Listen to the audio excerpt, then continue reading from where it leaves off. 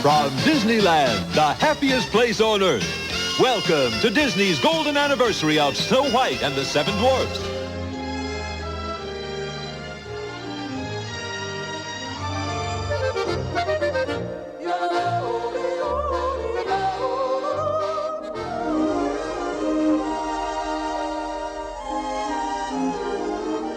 Hello and welcome back to Off Harbor in Maine. I'm Joel Covey and I'm joined by my close friends to discuss Disney theme parks and more. We have Beth and Derick with me today. Hi guys. Hey, how's it going? Hey there. Hey, and today on episode 26, we are joined by some very special guests to assist in a post-watch review and some overanalyzing, basically tease probably, a little TV special from 1987. This one is Disney's golden anniversary of Snow White and the Seven Dwarfs. So joining us today are two delightful ladies and the host of the Disney ReWINEd Podcast, Adina and Rachel. Hi. Welcome, How's it guys. going? Hey. Hello. It's so fun to be here. Oh my gosh. This is very exciting for us right now. Well, welcome. It's our first real guest, guest we don't know. So this is good. Yeah. Wow. Oh, honored to have you. Yeah. This is our first collaboration, so I'm very excited. This is Adina, by the way. If you get our voices mixed up, Yes. Everybody sorry in does. advance. I have people who I know in my personal life who can't tell our voices apart on the podcast. Oh, that's not good. So, no. Or is it?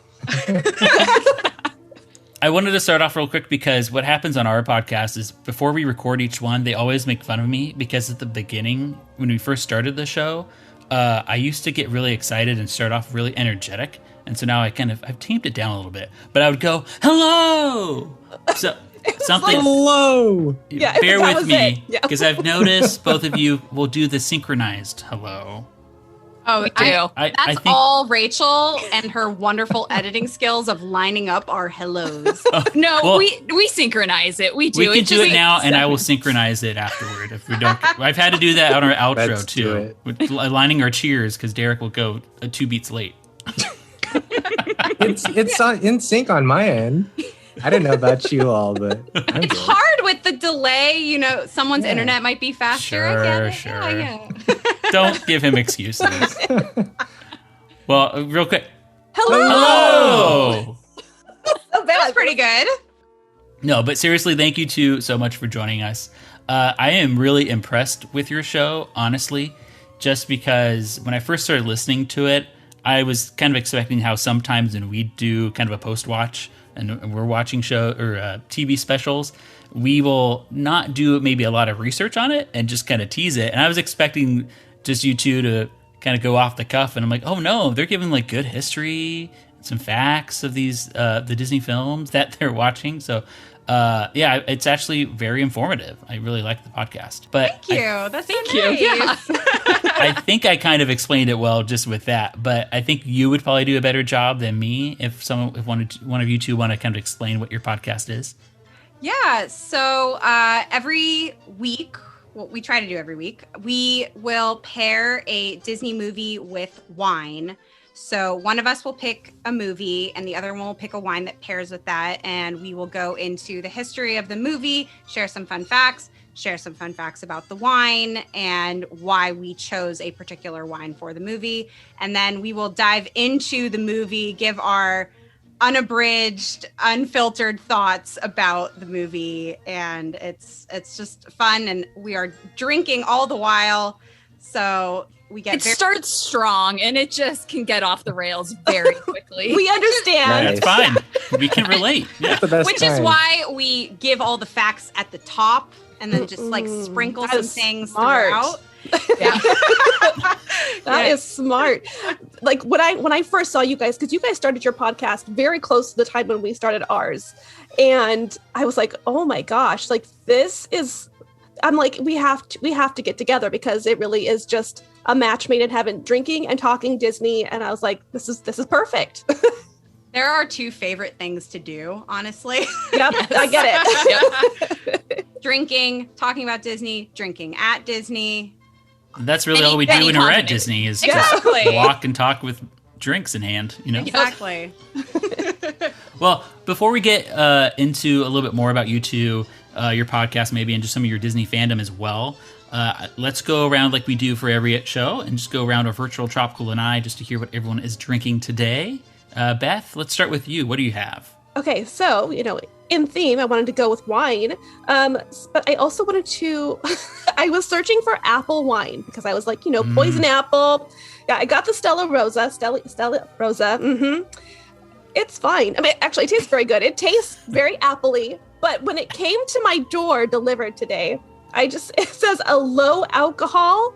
I was like, what? Okay, so it's 5%. So I might drink the whole bottle myself while we're on the episode, but it does taste good. Can we just take a moment to appreciate that Beth had her wine delivered to her today? That's fancy. I did with my groceries. Oh, okay. Yeah. What about you, Derick? What do you have? Actually, I should... I guess you explained. Was there anything further you wanted to say about the wine, Beth? Nope, that was it. It's white. White. There's notes of apple and apple. Okay, perfect. What about you, Derick? Well, so in honor of our special guest for today, I'm also drinking wine. I didn't think this through as much as I should have in trying to get it into theme of what we're talking about today, but I am drinking my favorite wine, which is a Pinot Grigio. It is by Barefoot, so I'm trying to think of a smart, clever way to tie that into the movie. I don't think Snow White ever walked around with her shoes or slippers off in the dwarves' cottage. But anyway, I love Pinot Grigio. I don't know if there's apple in it, but it's darn tasty, and I'm going to have a good time drinking it tonight. Awesome. That's really all that matters. Exactly, right? Well, let's go over to our guest. Adina, what do you have? So I'm going to play off of what Beth said. And when we discussed Snow White on our podcast, I tried to pick something that tasted appley, and it went over terribly. It's probably our worst wine we've ever had on the podcast. Oh, wow. Oh, yeah. It was, I tried to go with a German wine, a Gewürztraminer, which, because Snow White supposedly takes place in Germany or some sort of town in that area. But yeah, it was really bad. It was awful.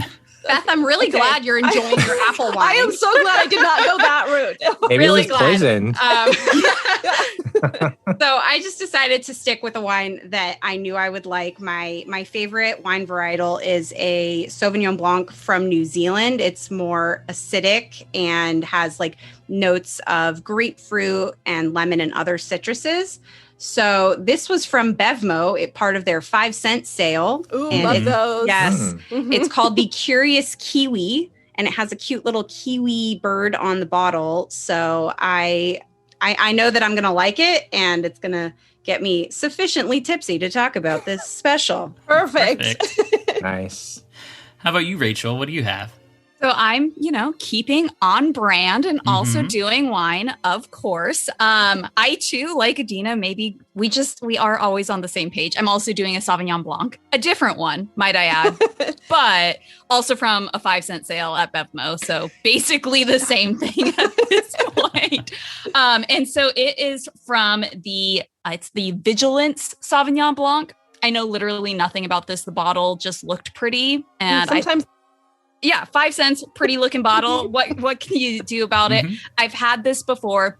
It's definitely sweeter than I would like in a Sauvignon Blanc, but you know what? It's cool. It's very hot where I am right now. So I'll take a cool white wine any day, even with a little bit of sweetness. Nice. That's the trick, great. Yeah. Well, I too went with wine. Of course, I felt like that was Yay! necessary. What are the odds? I was going to go for red wine, but I was trying to be I'm more of a red wine guy, but it's kind of tough to find. I decided to do a German wine. I thought that would make sense, and so I went to Total Wine because usually the better selection out of Bevmo and Total Wine. So luckily there's one close to me, and no good. I mean, there was a couple red wines, but I wasn't sure about them, and some blends. And I don't really know what's in the blend. So they had some white wines, a good selection. And so I went with a Riesling, and I'm not usually a Riesling person either because they tend to be pretty sweet. This one's not too sweet, and we were joking beforehand how I'm going to not say this correctly. I purposely did not look up how to say it, but it's Dr. Heidemann's Bergweiler, I think. Yeah. But it's a 2019 vintage, not too old. It's Riesling dry. They had 3 different types of the same wine. I got the cheaper one. Of course. Yeah. Always. Yeah. But yeah, I was trying to get more info, but I didn't like go online to do the research of like what province in Germany or something it's from. But I like it that it's only 11.5% because if you know California wines, they tend to be much higher in alcohol percentage. 11.5 is pretty rare, I think, to find, at least for California wines or even in anything in the States. Try 5%, Joel. Yeah, it's true. 5% apple wine. Oh, well. Well, I'm really happy with, it's actually pretty good, and I would get this again. Oh, look, you found a new wine. Nice. Yeah, and from Germany nonetheless. Yeah. So. Well, I'm glad you found a good German wine. Yes, very glad. Maybe someday I'll splurge and get the nicer versions of the same one too. But with that, I am very excited to say with you two and everybody on the podcast, cheers. Cheers. Cheers. This is really good. I'm gonna have to take a break to get more later. Even though I did a big glass. I brought the bottle in. Yeah, I'm not messing around. I didn't know what you guys did. Like we talked to always bring the bottle in. Oh, I didn't want it to get too warm. Right. That's smart. That's smart. Yeah. I just poured a very hefty glass. There's about another hefty glass left in the bottle. Perfect. We have often paused, run to refill drinks, and then come back. So if you need to do that, just let us know. We've been doing that recently because our last 2 episodes we did wine cocktails. Oh, mm-hmm. So yes, we've been taking. I saw the frosé. Breaks. Yes, and I really wanted to try it. Try the frosé. Try the Dole Whip mimosa as well. Ooh, Oh yeah, sounds good. I'm in. And it was simple. Right? Yes. Yeah. We're all about easily accessible cocktails. If 1 pour, 2 pours, whatever it is, as long as it's easy and tastes good, we like it. Yeah. the perfect cocktail recipe.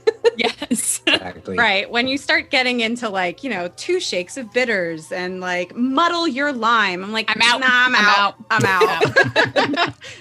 Don't sign up for the box that they have. Yeah. I mean, it looks cool. Shaker and spoon. Yeah. Yeah. It looks cool, but I'm also I'm kind of fine just sticking a bunch of things into a blender. The nice thing about it is that everything's already there and almost pre-portioned for you. So I just leave it all out on the counter.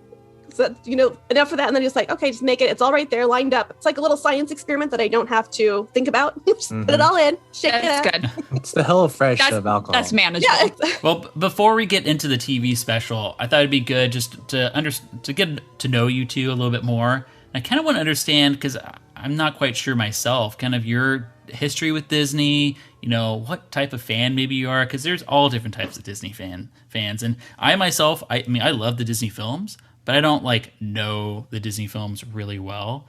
And I feel like I'm a theme park guy. I love going to theme parks and just being transported into a different world. Help me understand, where does your fandom come from? How'd you get into Disney? Do you like the movies more than the theme parks? Yeah. So I'll go. So it's funny. What really got me into Disney, this is really sharing a lot here, is my parents told me when I was a child, very young, that if I could, get potty trained, no more diapers, they would take me to Disneyland. And man, oh man, if you want to get a girl to get out of diapers, that's a good idea. Tell her that. I can attest to this work for my child. So yes, it was perfect. So that I'd been watching Disney movies as a kid. So I'm actually from Northern California originally. And so going to Disneyland, that was a big thing to get the family and go down to Disneyland. We had a long flight ahead of us or a long car ride either way. And so the movies definitely got me into Disneyland. And then really it's kind of this cycle of the movies got me into Disney, and then I would go to a theme park and really get a greater appreciation of every detail that goes into things. And then I'd watch another movie and see all of those details again. And then I'd go back to the theme parks. And it would just be this constant cycle of appreciating the amount of effort that goes into everything Disney related, whether that be the movies, whether that be the theme parks, the merch, the advertising, every single thing that Disney does, they don't half-ass it. And that's something that I really appreciate as somebody who like fully commits to something that they do. Like, you got to do it right. You got to go 110% every single time.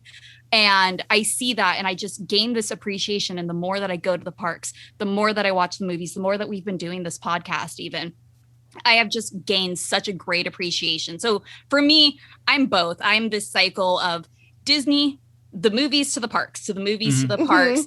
And I will say that I'm definitely more of the like core Disney. Like I do like Star Wars. I do like Marvel. I do like all of these other things that Disney has acquired. Like, I appreciate it. Give me more. But it's that core Disney movie. It's the animation that really got me into things. And it's the theme parks that kept me going every single time. But I was like, do I like Disney? Oh yeah, I love Disney. And that's awesome. You took the words out of my mouth. I was going to say they don't half-ass it, right? Yeah. But when they do, if it ever does happen, their fans let them know. Like, that's true. You know when something is half-assed because fans will talk about it, right? That's true. And I'm one of those people that I'm like, excuse me, what was this? I'm not afraid to write a letter. I love a good written letter, and I will make my feelings known. Strongly worded. Yeah, it's, there's a little underline maybe here or there just to make it known. Some capital letters, Out of a place of love, of course. Of course. Always. Of course. How about yourself, Adina? Oh, I should have gone first. Rachel, you're just so eloquent. I'm sorry. Never be sorry. So I had a similar, I guess, Disney origin story, so to speak. My parent, I grew up with all of the Disney movies, VHS tapes. I would like build them into castles and things like that, the big fat boxes. And I too was bribed into being potty trained by Disney. Take notes, Joel. Yeah, now you know the trick. Man. My first word was actually Mickey Mouse. Oh. So, yes, my parents were like, yeah, you said Muckama, pointing at the screen. So the Disney love runs very deep in my veins. My first trip to Disneyland, I was not even 2 years old yet. And I was definitely spoiled living so close to Disneyland and being able to go to the parks a lot as a kid. So again, it was that cycle of watch Disney movies, go to the park, watch Disney movies, go to the park. And I guess maybe just since geographically I was closer, it was parks a lot more often. Sure. But I've always loved the Disney movies being like, anytime a new Disney movie would hit theaters, I would be first in line, first day. If I had to go by myself, fine. I don't care. But I would make it a point to go and see those movies. I love to experience the magic. And in my family, I'm definitely alone, which is fine. I don't care. But, Rachel and I really bonded over our love of Disney. We met in college. We were in the same sorority. And when we found out how much both of us loved Disney, we really just bonded. It led to this amazing Disney-filled friendship. I can't count how many times we've been to the Disney parks together. And oh, no. We lived together, watched Disney movies together, drank a lot of wine together. But it just, I don't know. I feel like I've really come into my love of Disney more as an adult than as a child. I love going to Disney as an adult. I've had an annual pass for several years. I go by myself a lot. RIP annual passes, but I'm so sad. It's the theme of our podcast now. But we just went for my birthday. Rachel and her boyfriend came with me and my fiance, and it was just pure joy and magic. And when we had those annual passes, we would go and just take a bunch of pictures and get it for the gram. We both had the passes, so it's like, oh, whatever, we can just go back and forth. But on this past trip, it was just pure ride enjoyment, being there in the park. We only did one park, And we only did Disneyland because, it had been so long, and it was just, I felt like I was home. And that's kind of how I feel anytime that I'm in the park. So I guess my Disney fandom is kind of split, like, which I love more. I grew up with Star Wars and superheroes. So like that I got from my dad. Thank you, Dad. Also the wine. Yeah, I think it's hard to kind of pick if it's Disney movie love or theme park love. I think that for both of us, Rachel, like you said, they're intertwined and they're cycle. So, when we wanted to start the podcast, did you want to talk about just like kind of how we... Yeah, that was my next question. So I wanted to know what inspired you to make the podcast. Yeah. Well, Rachel, I know that you'd wanted to start a podcast for a really long time and like had all the equipment. Yeah, I'd wanted to do a Disney podcast for ages, and I had this idea for a really long time. I even had a name. Like, I literally had everything that I had this whole idea, and I was gonna like actually have equipment. I had portable equipment so I could like record at the parks and record when I was in line at the parks and like talk to like, do you want to be on this podcast episode? Nope, whatever. Okay, next person. Like I had this love of Disney, and I needed to express it because my boyfriend is not he will tolerate it and he loves me, but he does not love Disney, and that is okay. It's okay. I'm okay. But it's one of those things that I needed some outlet for this love that I had. I bought all of this stuff years ago, and I'm a very shy, introverted person, and I was never ready, and I'm a perfectionist, and I had to do it right. And so I didn't do it for years. And when the pandemic hit, I was missing Disneyland. I was missing my friends. I was missing a lot of social connection in general. My family doesn't live here, so I wasn't seeing my family. I wasn't seeing anybody. I was in this tiny little 2-bedroom house with my boyfriend and my cat. And while I love all of that, I needed more. And so I reached out to Adina and I said, this is crazy. We like Disney. We like wine. We like listening to podcasts. Wanna do these things and put it together and try it and like see what it happens from there. And so from there, like Adina was great because Adina, she's the one that came up with like the actual name and like was able to take all of these thoughts in my head and like put it into a let's do this picture instead of me just being like, I like these things. She was the one who's like, okay, I see what you're saying, and was able to take all those thoughts and string it together. She has like the mission statement in. And yes, 100%. I am the marketing professional. So I was always thinking from like a branding perspective and like, I was like, oh, Disney ReWINEd because we're rewinding back and drinking wine. Really, it's such a clever name, by the way. The first time I saw your guys' name pop up, because I've been following Adina for forever, and I screenshot it and I put it in our group chat. I was like, oh my God, look at this name. It was so good. That's all Adina right there. That is all her. Like, props to you, like, for sure. I was like, that is such a good name. And for our listeners, in case you don't know, it's ReWINEd, but like the wine is all capitalized. Yes, so ReWINEd. Yes. So that was super fun. And then I was like, oh, wouldn't it be cute if we had like a bottle of wine that was pouring and then like one of the little droplets was a Mickey Mouse head? And I'm like, oh, I guess I kind of know how to do graphic design. So here we go. That's I had to leverage Steven, Beth's husband. We need something. I was like, if you love me, you will make us a logo, Steven. Right. Steven. I very much enjoy taking advantage of those we love. Yeah.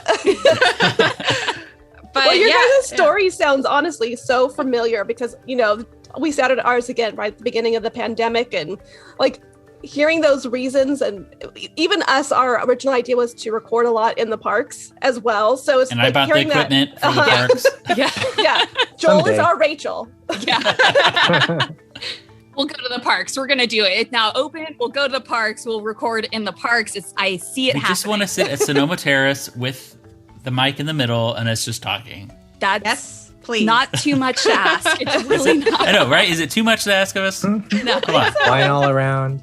Sidle around, just let it continue to record, and you know, hear the sounds of Disneyland. Like that's Right. what I want is like the That's the ambiance of being in Disneyland and getting to talk about it, but also like just hearing the rides, hearing the music, hearing all of those things that we take for granted when we're just like, yay, rides. Like there's so much more to Disneyland than just going and doing all the things. My favorite times at Disneyland is just sitting in one place and watching people and listening and using every one of my 5 senses to take in the entirety of the park. And that was what I was trying to one day maybe do with this podcast, but it's changed and that's okay, but we'll still Some of it will there. come. I think Yeah. it will come a little bit. Yeah. That's Okay, awesome. So, And- so we're like we're setting up a date right now to do that, right? Like this is our agreement that at some point we're gonna sit down and record a podcast in Disneyland together, right? Yes. It has to happen. 100%. Good Yes. deal, yeah. As long as they announce the AP program, whatever it's supposed to be. Exactly. As long as it's not a punch card, right? Yeah, punch card, please. I know my wallet is currently hurting at the current prices. Oh, kidding. I know. I'm saving money right now. I'm Right, not going to Disneyland. It's true. That's Are very you true. are you saving money right now? Because I heard you had a very expensive trip to Napa Rose. Yeah, that's true. That was maybe not well planned or But thought was out. it worth it? Was it worth it? No. Oh, yeah. We'll talk about Rose this. not Let's go on a worth it? tangent. So, Okay. the Grand Californian, fantastic. I already shared online that I was crying. As soon as I walked in, the smell alone got me. And then when I walked into the silly little merchandise, the little store inside the Grand California lobby, I don't know why that store specifically has a very strong odor, but it's a good one. And it automatically took me back. I'm like, oh my God, I'm here, right? So that was exciting. And then we could go to Hearthstone. I just got a beer to go. Just walked right up. No reservation or anything. Just got a beer. And then we took it over to the fireplace. So that was great. And the rockers were available. Sat in the rocking chairs. Relaxed a little bit before our reservations. But then we went over to Napa Rose. Service was great. Ambiance is still good there. I still love their background music. It's very reminiscent of early 2000 DCA or Yes. the winery music, if you will. Oh yeah. But I've never been personally, I've never been wowed by their menu or by their food. It's good. By all means, it's definitely good food. It just isn't something where I need to go tell everybody, oh, I can't believe this amazing entree that I had. I had sustainable fish. What, sea bass? I think it was sea bass. See, it just wasn't that memorable. Yeah. That was my experience at Napa Rose. Like I've been there. It was very nice to be there, but actually eating there, there's better places around if you really want a good, like classy, amazing, just like to die for a meal. I generally, I don't go back to Napa Rose. I've gone back to a lot of places, but I have never gone back to Napa Rose. Interesting. Yeah. I heard you say actually- something, Adina. Oh no, I've eaten at like the Craftsman's Grill and just like had pizza and a cocktail, and it was just such an enjoyable experience. Like the food is amazing, not super overpriced, which you know can often be the case, particularly with Napa Rose. Yeah. But yeah, I don't know. I like when the food is better. I'm kind of a foodie. I always grew up eating like good food. I worked in hospitality PR, like for restaurants and hotels and things like that. So often my friends will call me a food snob, but No, you're not a food snob. You just appreciate food. okay, fair. Thank you. But like, I don't know. I going to Lamplight and getting some lobster nachos, like that is my ideal meal. Hey, that's still Love that. expensive. I mean, It it's gone is. up a price, but it's not. It's Napa gone Rose up a couple expensive. bucks, but like, Yeah. It's worth it. It's Yeah. totally worth it. That view, like you're still in the Disney park, but you are Yeah. eating something a little bit more gourmet. You're having a fancy cocktail or a nice glass of wine, and you're looking out on Pixar Pier or RIP to Paradise Pier. Right, yes. But I don't know. I would much prefer to eat somewhere in the parks, but if I'm not eating in the parks, then I don't know if Napa Rose would be my first choice. Well, it's just that I'm okay with an expensive meal if it really lives up to the price, and it's Yeah. really gone up. At least it got pretty darn expensive. A lot more expensive than I remember it. And it was always expensive. But I'll go ahead and tell you, with 2 drinks for myself, we had a starter and a second course meal, which really small, and then an entree. And we got coffee. So we had some items, right? But that was $150 each. So my meal alone was $150. And that's with 2 drinks. I get it. Each. Yeah, each. That's a strong word. That is a Disneyland ticket. That hurt. No, Yeah.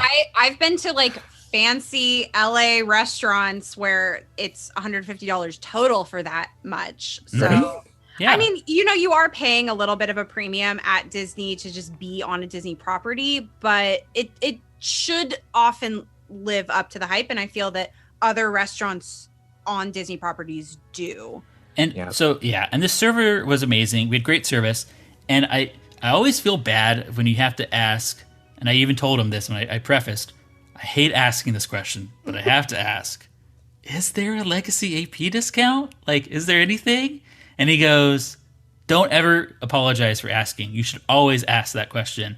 But he's like, but no, there's no discount right now. Yeah. And he's like, hopefully, one will return in the future. But he's like, yeah, there's no discount right now. But the other thing that really pissed me off was that they discontinued their bread service. And I'm like, how? They have none of the bread. What? And $150 you should get bread. Why not? But that's why I couldn't understand. Like, you definitely have a premium on, like, you could add $1 to the price and you could keep your bread. So I don't understand why they got rid of the bread, except the baker for... left. I mean, he's like, we hope that it's going to return in some fashion in the future. I can go to the Cheesecake Factory and get bread service. I know. Isn't that what Matt did? Brown bread all day. Yeah, exactly. So I left a little disappointed there. What was that, Derick? Well, I was just going to share that, at the same time Joel was at Napa, Matt shared his photo of them at Cheesecake with the bread. With the so brown it was like a bread. dagger to the heart. For And Joel. it's good bread there, too. I was like, oh, that looks so good. Because we left hungry, We did. No, you should leave a $300 meal no. hungry. That's the issue. Hey, so sorry for going on so many tangents here, but I've been to Victoria and Albert's, and I was telling Vicky, my wife, about this, and that's the same type of thing. Victoria and Albert's is worth it because the food is incredible. And the service is like so unique, you will not experience it. Like, yeah, I don't think I'm ever going to go to a restaurant that has that type of service. Yeah. The true maitre d', is that what it's called? And you go White up glove to service. Yeah, you go to the restroom and they have to take you to the restroom, and then when you're coming back, they escort you back to the. They brush your off chair. crumbs off your table before you sit down. And, Yeah, Wow. and then they, the towels or the napkins refolded before you sit. Yes. I always know it's a fancy restaurant if they have the little crumber thing, like Yes. the little device that Yes, they have takes the the crumber. breadcrumbs off the table. Like, that's how you know you're at a really fancy restaurant.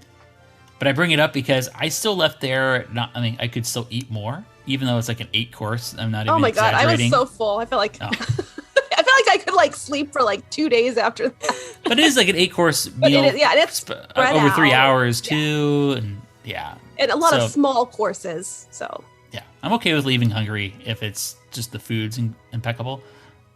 But yeah, I just left.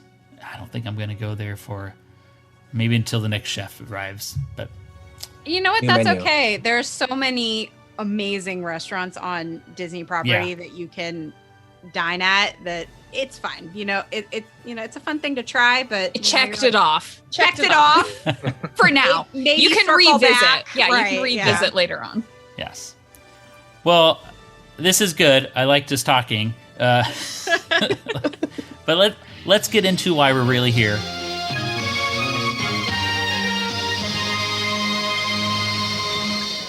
Good evening, and welcome to the golden anniversary of Walt Disney's Snow White and the Seven Dwarfs. We're here at Disneyland, and it's hard to believe the Snow White and the Evil Queen and my friends here are all 50 years old. We'll move on to the golden anniversary of Snow White, which aired in 1987. We've reviewed some pretty fun old Disney TV specials.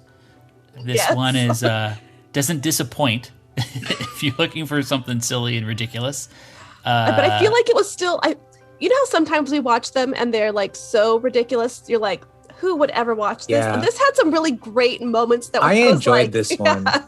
This was very endearing is the word Yes. that like I was like thinking the whole time. I'm like, this is ridiculous, but it's very endearing. Yes.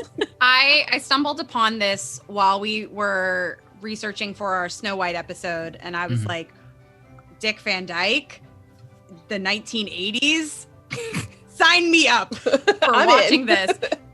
I mean, it's fun. It's very 80s. And But that's what I want. When I'm watching something 80s, I want something 80s. Like, exactly. 80s style. It's a fun time. It's a fun 43 minutes. Yeah. And I appreciated there were some commercials, I think, on this one. Yes. Oh, wait. Sorry, I'm I going to didn't get some see things confused commercials. because I've been watching back and forth with the Golden Girls special at Disney World. I can't stop watching it. It's 2 hours long, and It's so long, but Have you watched it yet, Beth? I haven't watched the whole thing. Oh, yeah. I've been doing like you've been doing like bits and pieces. I turned it on afterwards, and I couldn't stop watching. It was so good. Anyway, I digress. That's not what we're talking about today. No. But there were very good bits and pieces. I know that so it aired in May of 1987, and throughout that summer, they would air like little segments throughout different Disney specials. So it was like there were lots of pieces that could stand alone, and I found that really enjoyable. So like showing the scenes that had gone on the cutting room floor of the dwarves, like the cut songs, like that's something that is still really enjoyable to watch to this day. And watching Dick Van Dyke do fun dances or singing the song that was cut out, like those are things that can stand alone and did stand alone as this was airing throughout the summer of 1987. But like as a whole, I think it really it holds up. Like it's a fun one. Them showing the cut, the scenes that were deleted, and some of they're hard sketches. You know, they're not colorized or not, filled in and everything. It's just the sketches. I feel like in the 80s that had been a huge deal. Yeah, Because I it's think not like I you had read that was extras. that was like the VHSs. first time that those have been released to the public. Because now, of course, bonus like Blu-ray extras and DVD extras and all that kind of stuff, and Disney Plus and everything like that. But that had been the first time that those initial little cut pieces had been shown to the public. And plus, like with those extras today, they'll put anything on there where it'll just be like truly a sketch, not even animated, with temporary voice work done over it. Where this was like truly like a full on, like it had the animation, everything. It just wasn't colorized, but there was some good scenes that they actually showed. Definitely. Yeah, they're called pencil test sequences. I did look that up, so I would not forget to say that while recording with you guys. But yeah, they're fully drawn out. They're not just scrapped and redrawn. Like you can see that original animation while watching these pencil test sequences. Like you can see what they would have looked like fully drawn out and full color. Like it really just... they painted the picture really well while you're watching this. You don't feel like you're missing anything by not seeing this as part of the movie. Well, and it's really interesting to think just what that must have been like for people to watch this in 1987, where you, regardless of how old you are, maybe you are old enough to have seen it when it came out, maybe you are younger. Either way, just for us now in 2021, you can just go on YouTube, and we do this a lot for our show, and you can find so many extras, so many bonus things, so many interviews, so many just recording booth things. And so to think back into 1987, to be able to watch on TV and just see this for the very first time, I can completely just imagine the awe and wonder that people are like, they were beautiful. I mean, yeah, there's pencil sketches, and I personally really like that. I really like seeing that style and what goes into then later art. But it was so cool, and I can only imagine what people were actually thinking when this did premiere in the 80s. Yeah, I had to have like that kind of special feeling that, I remember as a kid myself seeing behind the scene footage of stuff that was very rare. Seeing something like that in the late 80s had to been such a rare feel. Like it's something that we're never going to experience again. It's too easy for us to access it now. Yeah. Right. All of that is so easily available to us now. And that's just, it's expected now that we will see behind the scenes or cut scenes or auditions of actors. The whole process. They give you the exactly. whole process. This is how it was made. Look at was it the Frozen 2 special that was on Disney Right. Plus? Mhm. Yeah. Like 8 episodes long, right? Or 6 episodes. Yeah. It's the whole Right. process. You know exactly everything that goes into it. One thing that was like really great about it though is that like the scenes were actually really, really good. And so I was entertained watching like that, you know, that extra song that didn't make the cut. What is it called? Music in Your Soup. And you know, I felt like it could have fit in so well. Like Sure.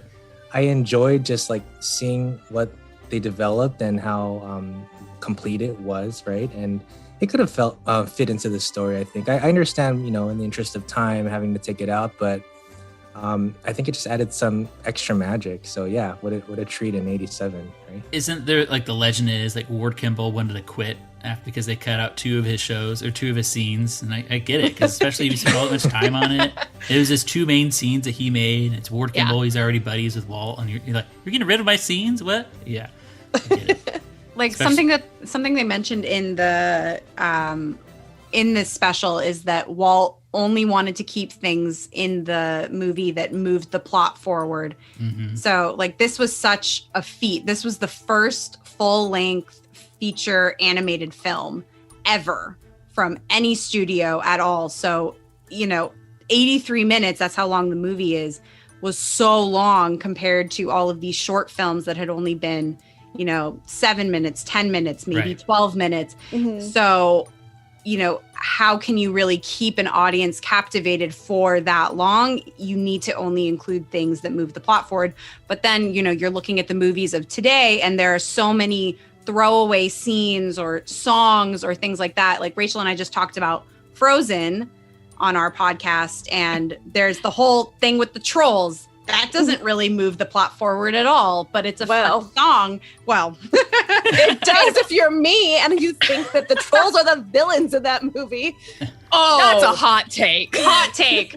That's not what we're talking about here. Okay, we will talk about it later. We will. Sidebar for sure. Okay. But you know, thinking about it now, like movies are so long. They're 2+ hours long. And this is like, wow, 83 minutes. That's a really long animated movie back in 1937. So it's Walt was really trying something new and really taking that innovation so much further than anyone had done before. Yeah, and then of course the addition of like just making sure that there was emotion to it, and you can feel like sympathy, you know, with the dwarfs, you know, when they're crying, and it made so many people actually cry in the movie theater, and that was obviously a very important step or thing for Walt to make sure that hey, you can feel for these animated characters too, right? So I mean, let's start from the beginning, if we will, of the little special, because it had a fun little energetic intro. And it starts with the classic storybook opening, very animated or CG kind of. Not CG. Well, it's probably not CG. It's Not very CG, but- reminiscent of the actual Snow White movie where they opened a physical book Yes. to start the movie out. So I did love that they tied that back in there. Yes. And then when it opens, there's superimposed images that the camera goes into the book, very 80s style superimposed images. I mean, it is also a TV special in the 80s, so double whammy. Yeah. So good. And it goes into what Jane Curtin comes out, starts talking to Sherman Hemsley. Hey, Queenie! Long time no see. What's the haps? Yes, Jane Curtin with her absurdly ridiculous. So that's what I wrote because I reminded me of Derick. When you call them Frito nails, Yeah. They're like the bugles, like when you would put Yes. bugles on each of your fingers. Scoop of them. They were the most ridiculous and most 80s things that I had ever seen, to be honest with you. Hold on. That's the most 80s thing out of this entire thing. No. Those nails? No, but that's how we're starting off. Okay, So you okay. know It that sets it's the going to tone. get, it's only going to get, right, exactly, Derick. It's only going to get more 80s from here. Yes, absolutely. Just checking. Just the fact that I'm that curious she's to that. talking to Hemsley, yeah, right, to Sherman Hemsley is Yes. 80s enough. Oh, So Jane, I did a little bit of research on Jane and her history in Disney. So obviously, as a comedic actress, she is so well known. She's in the cast of SNL, but her Disney credits, she played Judge Claire Whitaker in the 2006 version of The Shaggy Dog. Ooh. Yes. Did you watch that one, Derick? Starting to ring a bell. 2006 Shaggy Dog? I don't think so. She was Connie in the CBS ABC Studios show Gary Unmarried. So that's I don't think I've ever heard of that show. Wow. She was Sandy Ryan in United We Fall, and Suzanne Crumb in the ABC TV show Crumbs. She also voiced Queen Hippolyta in the Hercules episode Hercules and the Girdle of Hippolyta. And she was Mrs. Klemperer in the Recess episode Wild Child. Get out of here. Recess. Recess. Yeah, she was in Recess. And most recently, she was Moira in the Disney Plus movie Godmothered, which I still have not watched. It was actually really cute. Okay. I really liked it. Okay. We watched it. It was good. Beth, you're the only person I've heard to say they liked it, but It was, I enjoyed it. It was fun. I mean, it wasn't like I will watch it eventually. I wasn't going to go pay to see it in the theater, but it was a great pandemic movie where I needed a little joy and levity in my life. I agree. But that was all I could find on her Disney-wise. My shtick on our podcast is looking up the actor facts. Yes. I love it. So I That's have perfect. facts as when we bring up other people, I'll come back to that. I love it. Derick, can you start doing that for us? The actor facts? Oh, Yeah. I'll get right on that. Matt already does that while we're on the podcast. That's true. He's always checking his Honestly, phone. phone. Google search. Like, are you paying attention to me, or are you just, look at this video I found? So I thought it was hilarious. So it starts off with her very upset that she's still not the fairest one of them all, right? And she's making jokes, pretty corny, which is expected.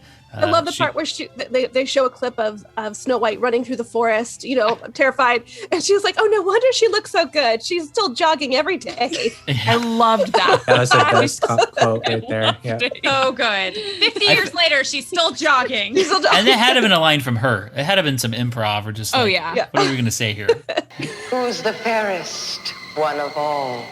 Look, for 50 years you've been asking me the same thing. Bottom line, you've got a lot going for you, but Snow White is still prettier.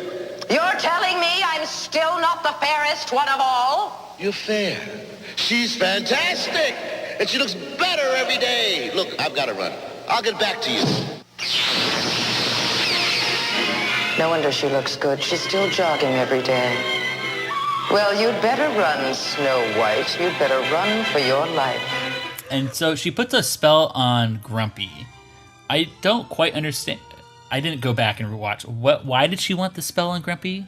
So he would want to retire. If the dwarves retired, then that would ruin the movie, I guess. Yeah, and he's able to convince the rest of the dwarves. He's the one. I don't know why not Doc. Grumpy's Doc the is one. the leader. I don't know why Grumpy. Maybe it wouldn't sound as weird coming from Grumpy because, if he's like, I'm old and want to retire, blah, blah, blah. But her evil plan is to tell Grumpy to retire so he can get all other dwarves to also retire and then Stop the And movie then that from will help her airing. become the fairest one of all?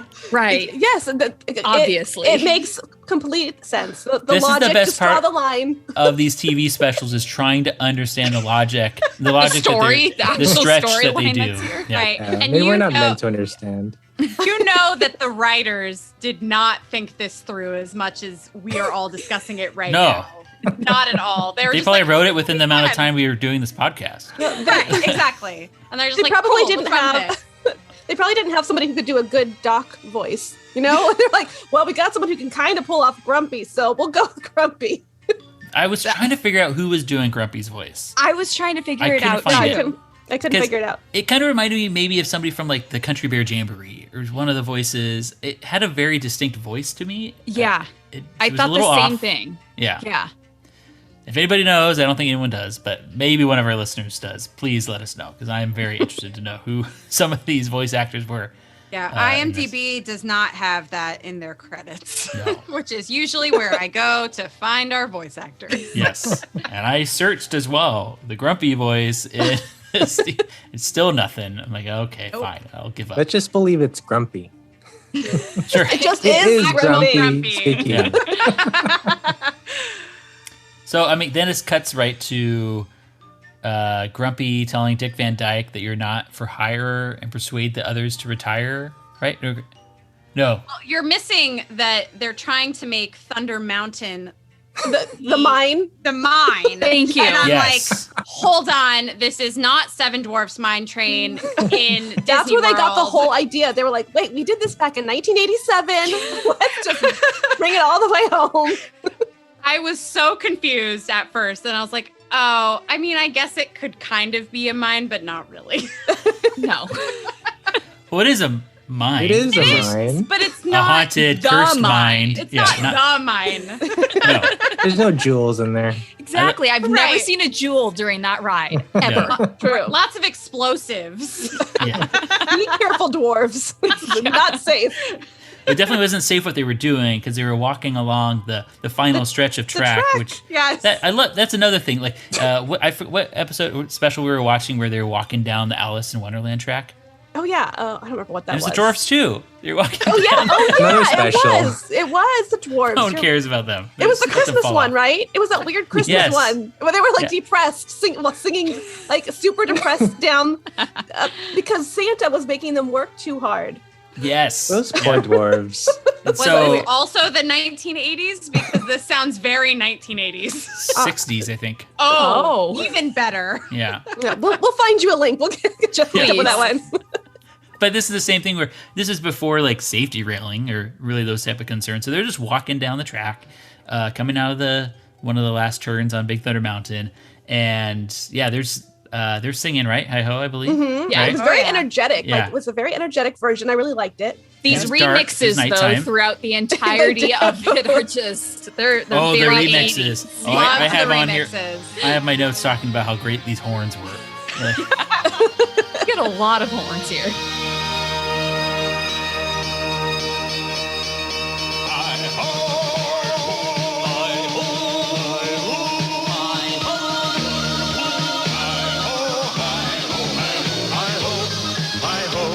It's home from work we go.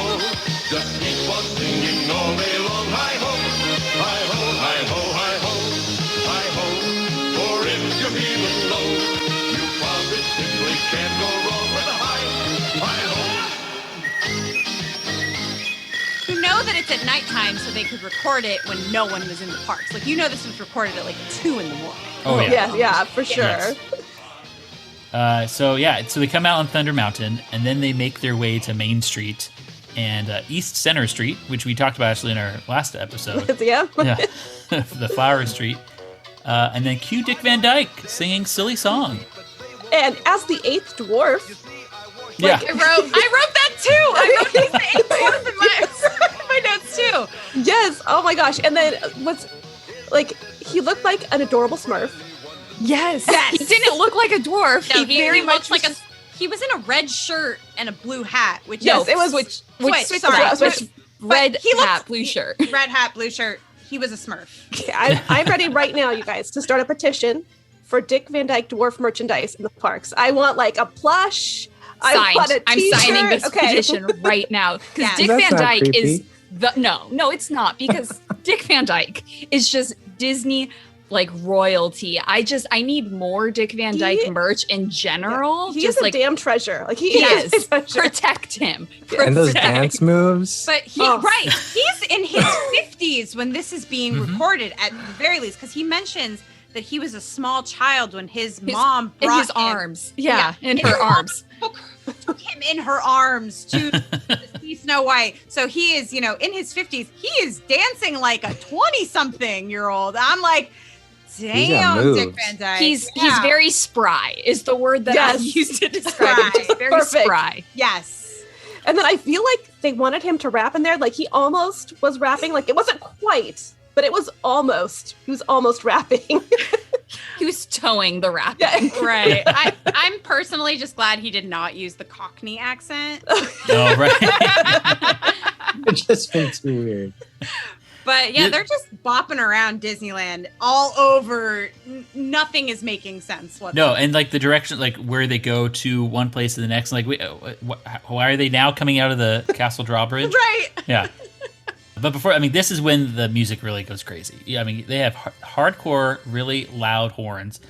1980s audio recording is just awful, which I actually enjoy because it's just so bad. And like, how is it this bad? It doesn't help that I'm watching a YouTube video recording of this, but nonetheless, it's pretty funny. But yeah, then they make it to the Castle Drawbridge. The castle looks stunning, though. Castle looks incredible. It does. It really did. Yeah. Like, was it freshly painted then? Like I don't know, but it's the right had to have colors. been. Plus, you have like the warm colors of like the classic. I'm trying to think the lighting. Incandescent? Incandescent. Thank you. There it is. Oh, good Incandescent job. lights. Right here. It's up there. Well, this was filmed it was shortly after the 30th anniversary of Disneyland. So I'm sure that it was recently painted Yes. and it's nighttime, so they have the lighting on it, so it Right. helps to bring it. It was the right color of pink. It wasn't Disney World Magic Kingdom pink. Okay. Not plastic pink. I will say though that like I noticed that about all the buildings. Like the lighting looked great, the colors looked great, like everything looked new and fresh. And yeah, maybe it is because it was the anniversary, but I really was impressed by how everything looked impeccable. they went all out for this special. They really did. It did not feel like they cheaped out in any way. Not at all. And I mean, compared to some other ones we've seen, where you're like, And then this is when they go. Is this when they go in front of the wishing well? first they introduce all of the like the starring Yes. Dick Van Dyke, Jane Curtin, Sherman Hensley, Linda Ronstadt, and others. and more, and more, And more. Welcome to Disney's golden anniversary of Snow White and the Seven Dwarfs with your host, Dick Van Dyke. And special guest stars, Jane Curtin, Sherman Hemsley, Linda Ronstadt, and some of your favorite scenes from the film, Snow White and the Seven Dwarfs. And I'm going to sound like a broken record, but I did also add a note. The horns are aggressive. They really are, though. Like Very. it makes sense to say that. Yeah. And this is where they kept advertising, see some of your favorite scenes from the movie and, never before seen stuff as well. Right. In case you weren't enticed enough to watch the special that you had already tuned into, here's why you should continue watching. Don't change that channel. Exactly. Also, this aired on NBC. But Really? Channel 13. Yes. Yes. It's like, wait, where? But they didn't always have the partnership with ABC. I guess not. Yeah. There were definitely times where they were airing on NBC and not ABC. I guess I just That's true. living in current day, and I found that it's surprising that it was like, oh, NBC? What? Well, that one, we did a special and they had the opening of Cheers, which is NBC. Yeah. Yes. Yeah. That was part of the Oh. special. Was Yeah. Cheer. The special took place in Cheers. And wasn't that a Wonderful World of Disney Yeah, yeah. episode? Which is crazy that was on NBC. Yeah. After they've introduced everyone that's going to be on, they're now in front. They're in Fantasyland, and the dwarfs their mouths are moving, and I feel very uncomfortable. I don't like these dwarves. I really just feel very uncomfortable The with these aggressive dwarves. articulating I- heads. Yeah. I also feel uncomfortable when I see like new Mickey Mouse's eyes blinking. I like that. I That like doesn't that a bother lot. me as much as It doesn't bother me as this. much. Yeah, I love his but- eyes blinking. Okay, fine. I put it minority. No, this is like these dwarves are kind of nightmare fuel. Like I'm afraid to go to sleep tonight because I'm gonna think about them and I'm gonna see their big heads and their little mouths moving, hold on. kind of. It's their big heads, except Dopey's head, which is weirdly small. I don't like it. I really, really don't like know. these dwarfs. And then clearly they have one hand missing because it's maybe helping with the mouse. Yes. But just one arm working. Grumpy's like the only one who talks. I think does Bashful talks. Bashful talks. But Grumpy is the only one that's consistently talking throughout the special. Yeah. It's really Dopey show. I mean, Grumpy show. Grumpy show. It's like Snow White. Snow White didn't even make an appearance. Yeah, I was going to mention that. So strange. Right? That was So weird. Where was she? And the prince? She was busy jogging. That's very disappointing. Now looking back at that. How If it could was they not have him? Or if have it was her? 1987 and you're like tuning in to watch The this, like Snow White special. it's not going to air later on. You're not going to like record it and watch it later on. Like this is the time you're going to watch it, and you wait to see beautiful, just any Snow White. I don't care who. Snow White, anybody looks like her. And no Snow White, I'd be very disappointed. She called out that night. You get Linda Ronstadt, Which is not disappointing. I do we'll love get her. to that. We'll get to that. I'm sorry. I'm going out of order. I apologize. So, I mean, I guess we'll go into... Well, this is where Grumpy really starts to get grumpy and talking about how he wants to retire and he's just over it, right? Yes, and he says Dopey wants to be a freelance street mime in San Francisco. Yes. And Bashful wants to be on The Love Connection.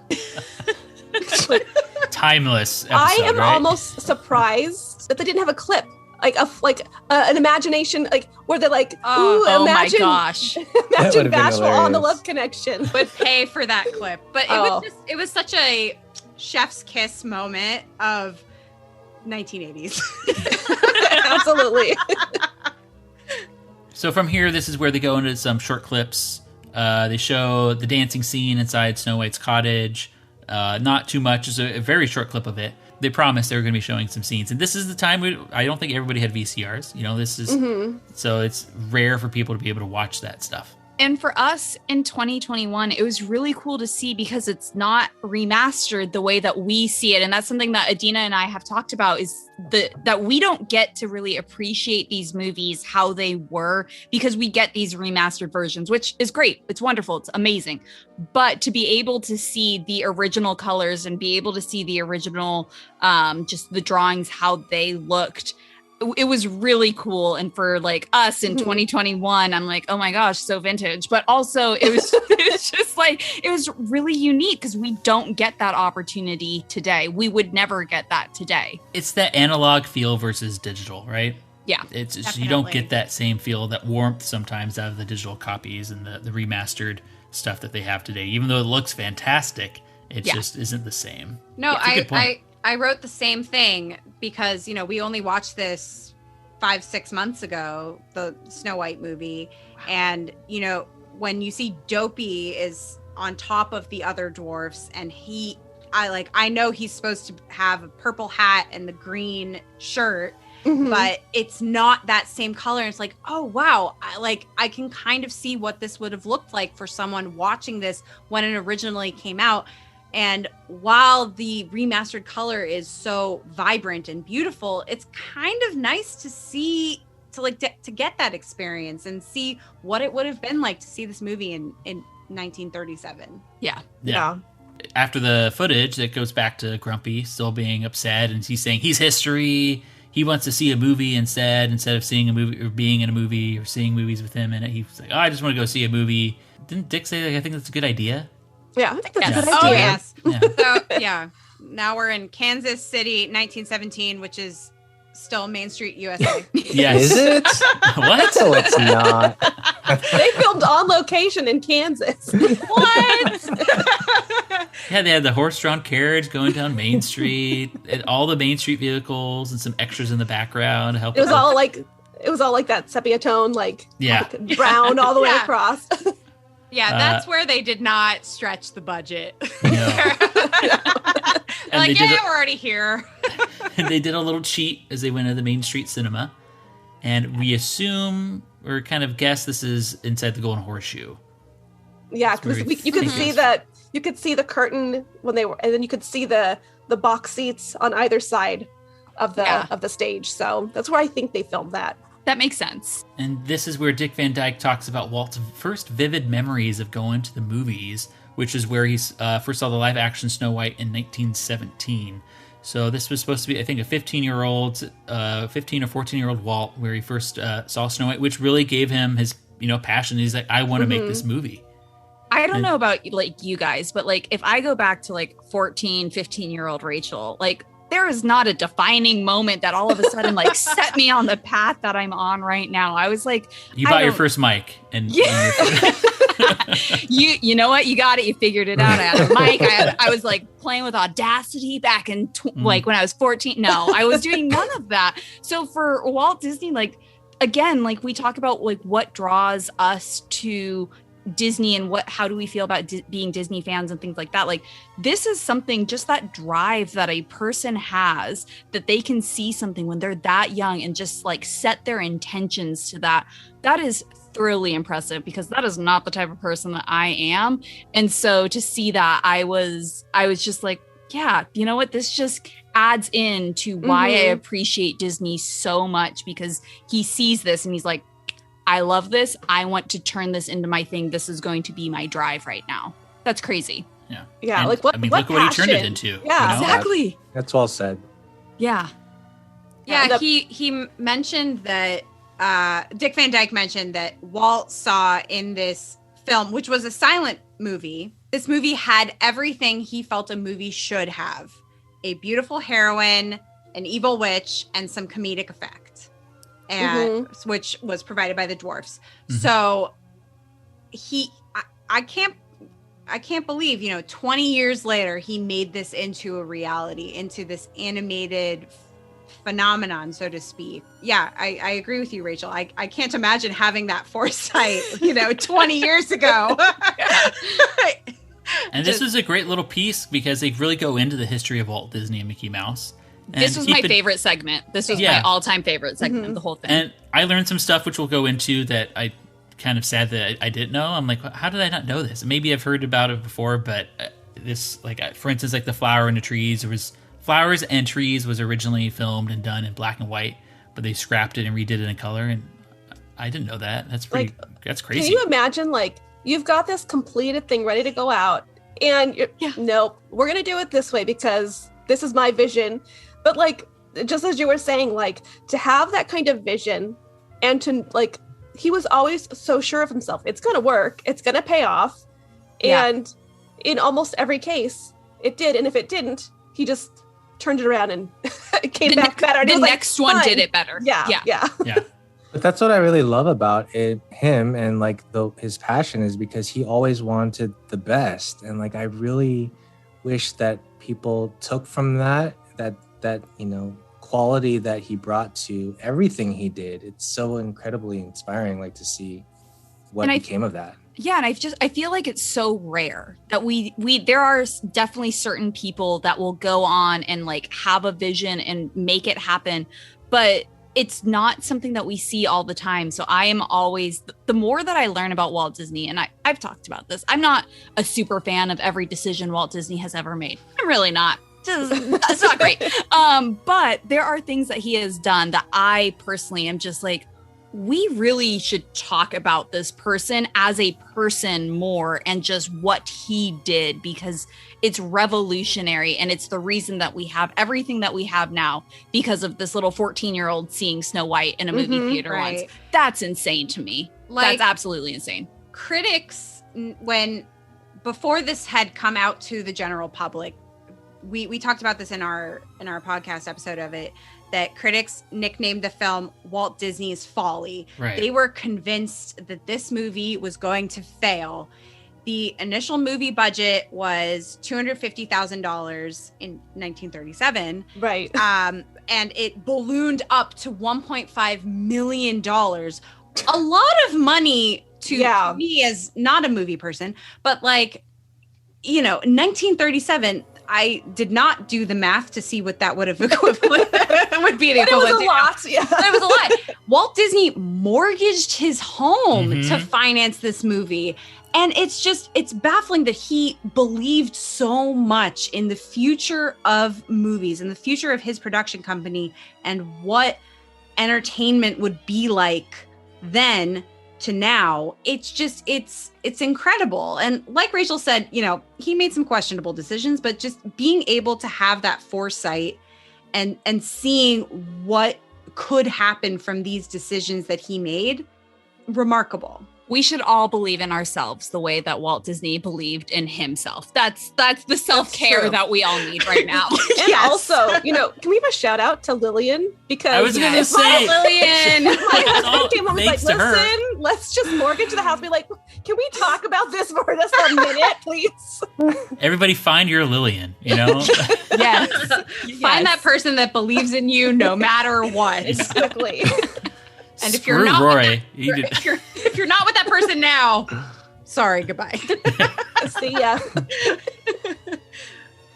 Off Harbor in Maine, breaking up relationships everywhere. Right. If everyone could like try a test to your significant other.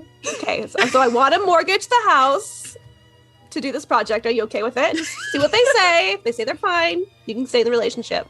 Yeah, let them know. I have a whole PowerPoint presentation ready. You know, I've done some work on this. I have a business plan. It's fine. We're good. We're good. But this whole segment truly did go over a lot of good history that, I mean, yes, nowadays we see this, a lot of the similar stuff talked about all the time, but I'm sure in the 80s it wasn't something common to see, you know, kind of the history of Mickey Mouse and how he's changed. And he was really mischievous at the beginning, you know, from the old silent films that they did with Mickey Mouse, and changed him later on to be kind of more lovable with gloves and shoes and more kind of just More endearing mature. manner. Yeah. That was their words, with gloves and shoes. Okay. Can we just talk about the fact that Walt Disney was able to make a mouse lovable? Like, you think about just if I were to find a mouse in my house right now, I'd be extremely concerned and very scared. But like Mickey Mouse, You're like, hey, no problem. come on in. Because he has gloves and shoes on. Exactly. It's clean. He's a gentleman. Clean. He's a gentlemanly mouse. And the same segment talking about synchronized story, color, and the story that was added, like we were talking about, and Walt introducing music in Through the Mirror for the first time, and that animated short. And then it goes into the creation of the characters of the Three Little Pigs and how that even won an Academy Award. And I think, is this when they go, so Dick goes through reenacting kind of the movie really quickly with the dwarfs, right? Right after this? Yes, with the many hats. Yes. Yes. Which, so good. It was impressive. good. It was very impressive. I hope he had some good cue cards or something. I don't know. It was. That was very impressive. Dick Van Dyke is always impressive. We were having a discussion to figure out where this was filmed. I think this is Village House. Yeah, because I went through and I went and found pictures of Village House, and I'm pretty sure that the fireplace behind Grumpy matches up with the Village House fireplace. So Okay, for some reason I was thinking it was at the Mad Hatter, but then again that didn't make any sense to me. But yes, Village House. That for makes sure. that makes I was so much first more thinking sense. The the final scenes in Pinocchio has a very good it was like, that clock. That clock Because the kind of threw clock. me off. Yes. Yeah. Mhm. But then I saw like that little mural in the background where I'm like, I think that's the mural that unfortunately is covered up because of Red Rose Tavern. Yeah. Red Rose. Yeah, thank you. Well, I think the outside filming was in front of Mad Hatter, right? Yes, that's Yes. where I got Yeah. very confused. Yes. They like to use exteriors and then different interiors. It makes it very confusing for a Disney fan and for anything It less. worked. And something we've learned from these TV specials is the castle is a great spot to film any dungeon scene. Yes. You can pretend like Yeah. you're downstairs, even though it's just in the little walkway through the castle. And then we cut to Jane Curtin expressing her frustrations with Dick, preventing her spell to work. Yeah, I don't remember any details on that scene. I don't think there were any Yeah, worth that was noting, it. to be honest. That was We go to it. a commercial break. Right. Exactly. Cut to commercial break. And then Dick comes back and goes over the technical aspects to make Snow White come to fruition, which is also very cool to see. Yeah, so he says there were 2 million individual drawings, 750 artists, and 1,500 paint colors and shades used in the movie. Which That is Insane. just amazing. Like I can't fathom that, honestly. literally each of those individual drawings is truly its own piece of art, right? Yes, Like, yes. how amazing to have all of that. And I'm sure it's not all survived. I mean, what a time to be alive, right? Like to be in the middle of that project, to be part of something that's special. Like we talked about Walt's drive, but to have him be like the leader to the pack of these 750 artists and them all rallying behind him to make this thing become a reality. I think like, how cool would it have been to be one of the animators helping to bring that to life? Like so much energy in the studio at the time. And I know it must have been so stressful, but how cool, right? Like I just thought of it. Even at that point, I'm sure you're thinking, oh, this is going to be really something really big. This is going to be a really cool thing, but not really ever knowing how huge it could possibly be. And then literally the impact that it has had on American, really worldwide cinema and entertainment going forward for the next, however many years. No one thought in 80 years there's going to be 5 random people talking on computers. Wow. Yeah, just the amount of belief, again, like that Walt had in himself, but just like you're saying, like the animators have to believe that too. The animators have to go into every single day of work and they're going to draw something and they have to believe that that is going to be worth it and meaningful.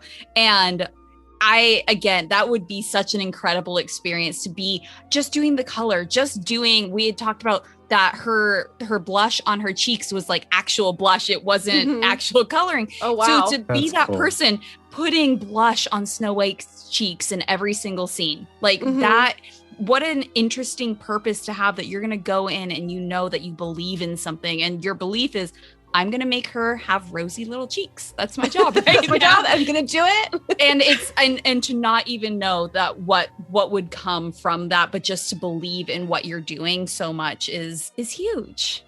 Well, this is where Dick Van Dyke talks about how Walt sent all of these animators to art school. Yes. So that they could relearn how to draw, because while this was going to be animated, he wanted them to be able to learn how to draw certain things. Need to be realistic. Realism is what they were going for. Exactly. So like a drop of water into a lake, like what does that splash look like? Like being extremely attentive and getting that detail exactly correct. So much love went into this movie. It wasn't just about turning a profit. It was making it realistic and making it want to last a lifetime. And you can really see that. And that's shown through in this special particularly. Yeah. This is where they also talk about how there is 22 original dwarfs that Walt had to dwindle down to 7. Oh, yes. Oh, I was so excited to get to this part. Well, I was doing research on it, and some places say 22, some places say 53. There's all different numbers out there. I found a list of 53. I don't know if I'm going to be able to get through this. I don't think anybody wants to hear me. No, we believe. We believe. So, it. I think you and I only said a couple on our episode, but Joel, please say all of the names. On the TV special, Dick Van Dyke does go through all 22 extremely fast and does a very good job on saying them all. So here we go. We got silly, sappy, scrappy, snappy, snoopy, goopy, gloomy, gaspy, gabby, flabby, crabby, cranky, lazy, dizzy, dippy, dumpy, dirty, daffy,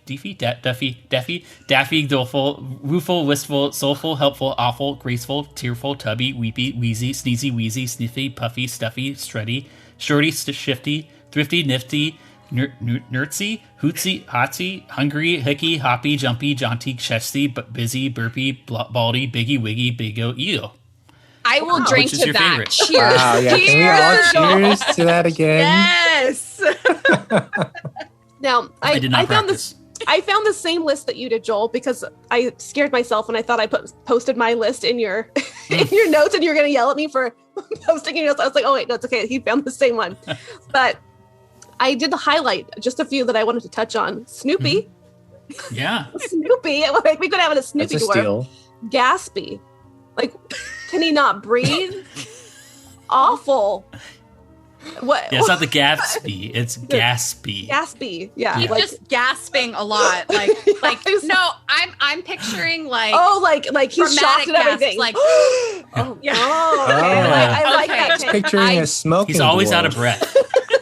not a smoking dwarf? No. But like awful. What would awful even look at? Okay, the one that you had trouble with, Joel, Nerdsy.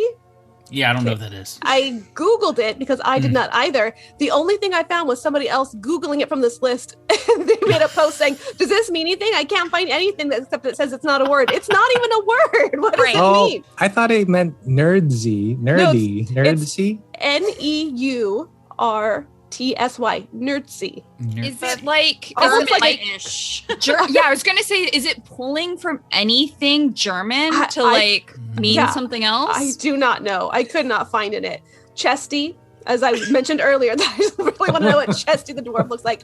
Burpee, and then the two at the end, Biggie Wiggy and Big O Ego. Like, where did they even come up with these names? It's just like we're at the end of our rope. Let's get we're just putting some names in there. I'm just imagining the writing room there. They all have wine like we do. It's 2 probably. a.m. I am sure they probably have their whiskeys and their yeah, exactly. And they're like, okay, we're gonna do competition. Whoever gets the most names, whoever can come up with the most original names, gets an extra vacation day. Whoever can do it, go for it. That's how we got those names. Whoever wrote Nerdsy was just plastered. They actually couldn't read what he wrote. They're like, Nerdsy? Right, Yeah, right. Someone had to, like, what's the word I'm looking for? Decipher. They're like, thank you. Someone had to decipher, I guess this is Nerdsy. See, some words we have here, some letters. It's fine. And then how cool was that old footage of Walt? You know, look, he's looking young and dapper. Oh my I God. wrote He describes the seven handsome dwarfs. in all caps. Handsome Walt. Yeah. I mean, really, he was a hottie right there. I'm not gonna lie. No, he was. And he's talking again. It goes back to like, you can see his passion. You can see how much he loves what he's talking about. And so like props to him. Like he is just so invested in this and he's holding up these tiny little dwarf figurines. It was adorable to hear how he saw each of his dwarves. I loved every second of that scene. Me too. Walt whittled down his choices.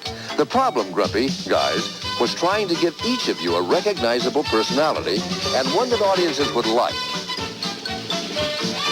Dwarfs' names fit their personalities. This pompous-looking individual is Doc, self-appointed leader of the group. That's true.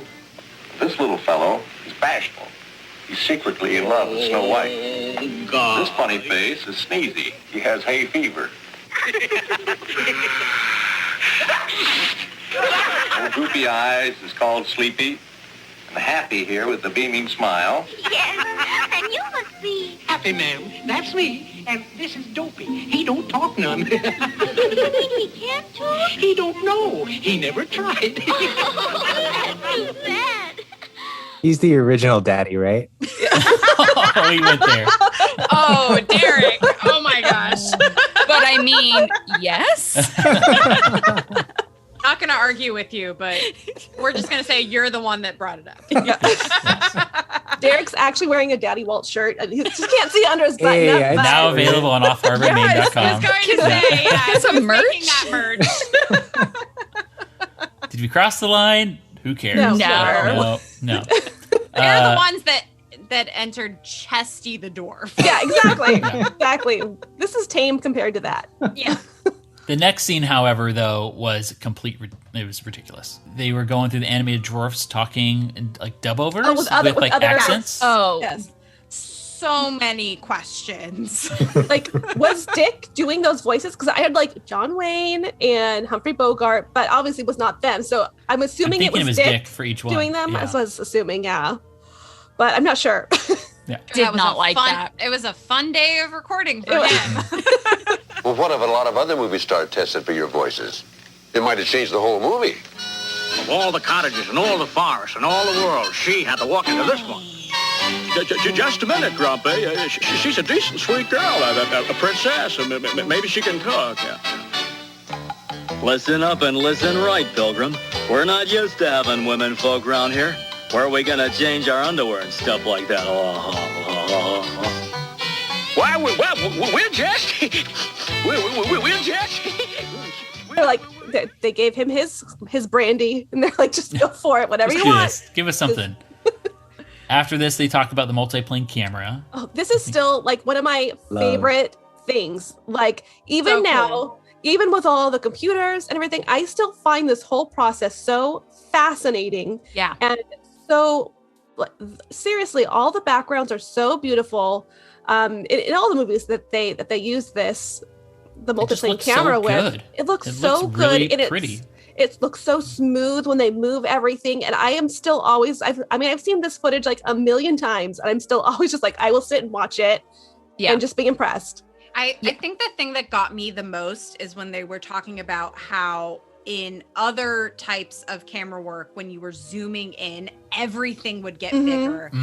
Like, and they showed an example, which is they nice. showed the example of the moon, where it's like, you know, the moon would get bigger, which is extremely unrealistic. And it's just like, wow, so much detail, so much thought went into this that it was so innovative and really helps to propel what Disney animation became and what it is today. It helps make every scene believable. So it goes back to why people were crying in the theaters, because every single scene that you have, it looks like it's an actual film that somebody shot with an actual camera. It just happens to be animated. And so the way that the backgrounds move and the way that the characters move and the way that everything moves, it feels so real, even though it's animated. I physically cannot fathom seeing this in 1937. I cannot imagine how that could have been. And it's because of this technology that they have created. And that's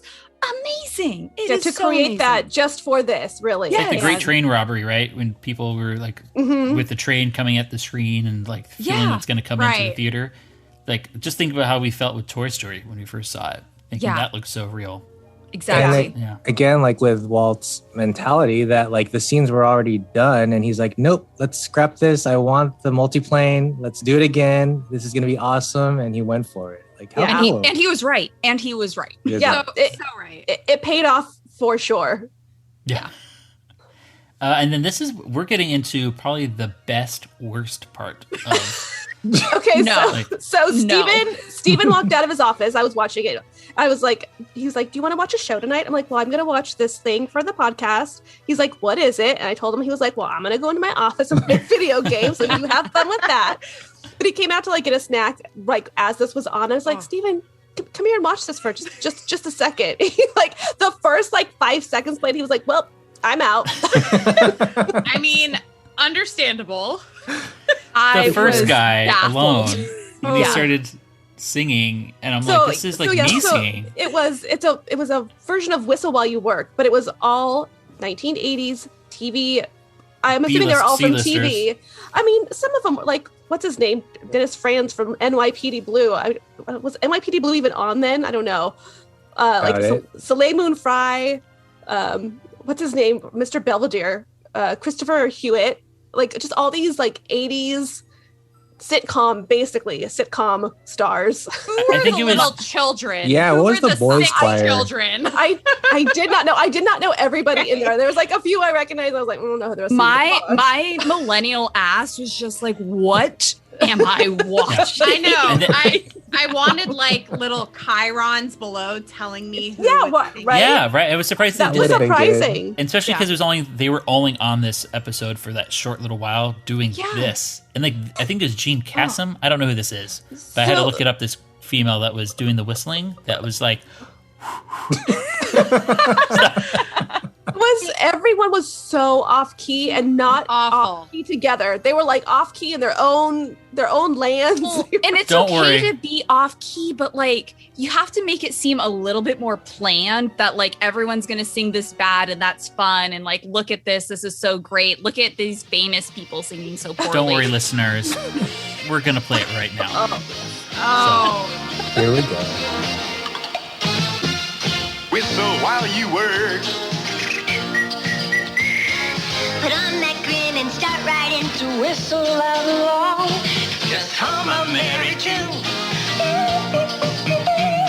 Just do your best and take a rest and sing yourself a song. When there's too much to do, Don't let it bother you.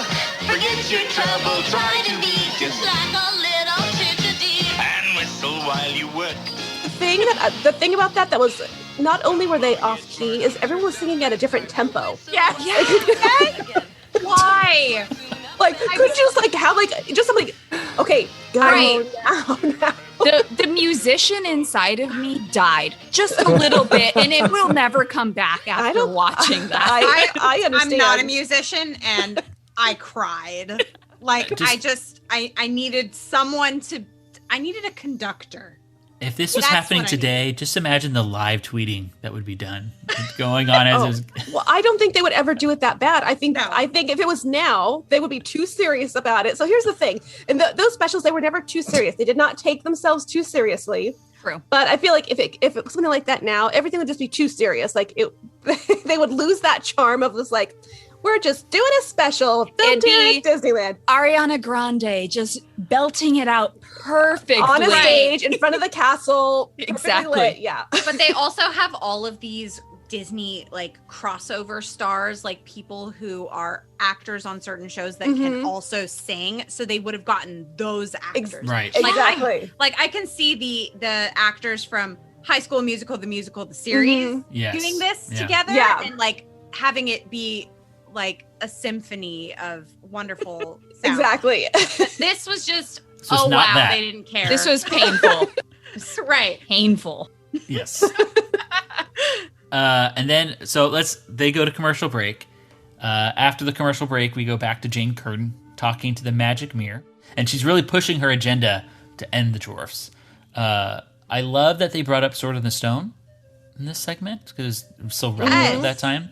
I got very thrown off because as I was watching this, I was like waiting for Ursula, and then I had to be like, oh, wait a second. I'm sorry. That won't be happening. Not yet. I mean, Development. Medusa, though, I gotta say, I never realized how much Ursula like Medusa is. Yes. In the Rescuers. Yes. Yeah. Yes. But Madame Mim as well. She's like kind of that the crazy cousin of Ursula. They walked so she could swim. Like that's how women work right there. Exactly. Well said. That's a good line. Also, the thing that I thought was so interesting is they were talking about all the evil queens in the previous film. They did not show queens. I'm like, Dick has a very broad definition of the word queen because, I mean, I don't think that Madame Mim was a queen and Medusa was a queen. I mean, are we going with like Yas queen? True. Yeah, that's kind of what they were going for, I think. Yeah. Point. But this is where they go ahead, Adina. No. So we move on to they played the original the preliminary sketches that we were talking about before. This is where the soup sequence, the deleted scene, comes into play. I thought so. Real quick, in the scene, Dopey swallows his spoon and starts hiccuping. Happy then kicks him very hard in the butt. Or Happy kicks. Everyone knows. Happy. Yeah, everyone knows that's how you get a spoon out of a stomach is you kick on the butt. It's medical science. I brought this up when we talked about this on our podcast of it's such a weird scene of like, I know how to get the spoon and the bar of soap out of his stomach. I'm gonna kick him really hard in the butt. Yeah. Like what? They didn't know Heimlich yet. It was like way back, This is where the animation medieval times. This is where like the cartoon version part is really coming out, right? This is like kind of that slapstick is coming into play, and it was probably the right move to delete that scene. I will say, though, watching this scene as somebody who was put through a lot of etiquette classes growing up, Snow White is showing them the proper soup eating technique that you do take your spoon, you put it in, and you go away from you and then bring it to you. Because if I it was is thinking that too. Yeah, if it's a colored soup, so if it's like a pea soup or like a tomato soup or a chili, you go away from you so that it has time that any drips can get back into the bowl and you don't get drips on you. If you have a clear soup, like a chicken noodle sort of thing with like a real brothy base, you would go towards you. So I could imagine what the animation would look like colorized, that it would be a colored soup pushing away and coming back. So that's just a fun little, Rachel went to a lot of etiquette classes growing up. My mind is blown right now. I know, right now, just like, wow. I'm going to go find some soup and try this out. I'm going to try this and test it out. Away from you or towards You went to etiquette classes? This is a new fact after 11 years of friendship I'm learning right now. I'm sorry. I did. I went through it either between Girl Scouts, I went through etiquette classes, and also through my national charity league that I also did as well. I went through etiquette classes, and man, oh man, I can set a damn table that looks amazing. So what you're saying, though, is Belle does a horrible job on teaching the Beast how to eat soup. I can't. I literally cannot. That was Rachel's so mad at that right now. I can't. Wasn't it oatmeal? It wasn't soup. I mean, I don't even know what that slop is. Porridge. It's a porridge. It's definitely a thick, gloopy. Gloopiness is not included in etiquette classes, let me tell you. You just do not know how to deal with a gloop. No, not at all. Well, this is where they talk about there were actually 5 pencil test scenes that were removed from the movie, that's quite a bit, especially for a time where they're learning as they go and they're doing all these animations that take very time consuming. So the fact that they removed 5 of them is kind of a big deal. That he had like the know-how, or the knowledge, like, hey, we're doing a feature film here, and this is still a practice today where so many things end up on the cutting room floor. Yeah. Well, there were a lot of extra songs that were cut. I can't remember the exact number of songs that were written for this movie, but it was, I think, double the amount that were actually included. Yeah. Like, I think there are 7 or 8 songs in this movie, and there were at least 15 songs written, maybe over 20. I think there are more than 15, definitely. Yeah, I think it was like 22, maybe 24 songs that were written for this movie, and they only included a very finite number. So imagine, like, being that composer, and you're like, oh, but these were some of my best songs. Sorry, you hated half of my stuff. So let's cut back to Jane Curtin at the Magic Mirror. Oh, let's. Yeah, the Magic Mirror is suggesting maybe she should get out of the cursing business. Maybe it's not good for her. Okay. Curses suck. We have Sherman Hensley, who says, it's been a tough year for curses. You blew the one on the Mets and Sugar Ray Leonard. So I then tried to do some research into what happened. Stop. Did you figure it out? So the Mets lost the World Series. I believe they lost the World Series. And then Sugar Ray Leonard, there was some sort of a fight that is like one of the most highly contested, most controversial boxing fights ever. And I believe he lost. Oh. So I feel like this would have been a very topical reference to people watching this. I'm sure people were laughing out loud. Right, exactly. Much like I like to laugh at fun topical references now. But, watching this however many years later, I've had a lot of wine, so I can't math. So Jane jokes about starring in a late night horror show. And I looked up the IMDb.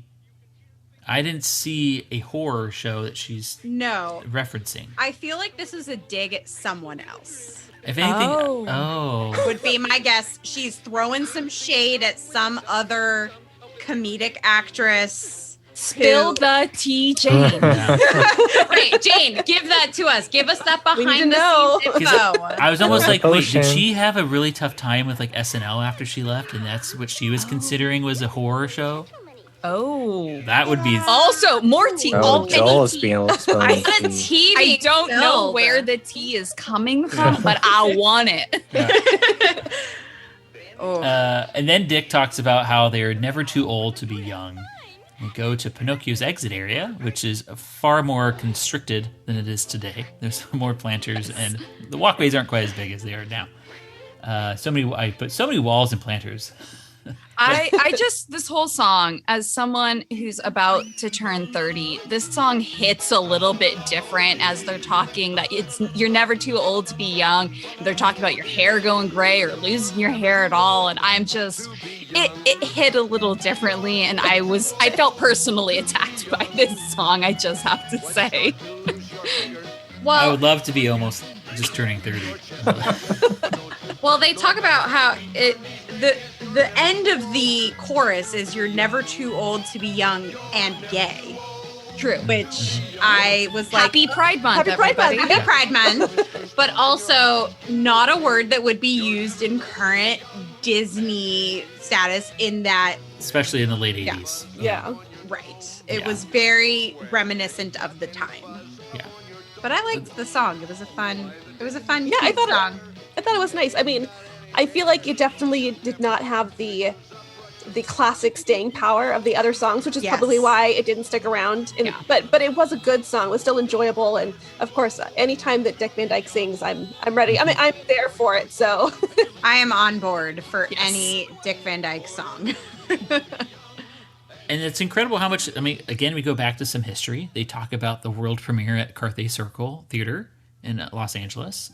I love that footage. I know, me too. Oh, Me too. it made me so happy. Like baby Shirley Temple unveiling the Oscars. Like there was the one big Oscar and then the 7 mini Oscars. I feel like I have seen that scene so many times. They play it all the time on Disney History stuff.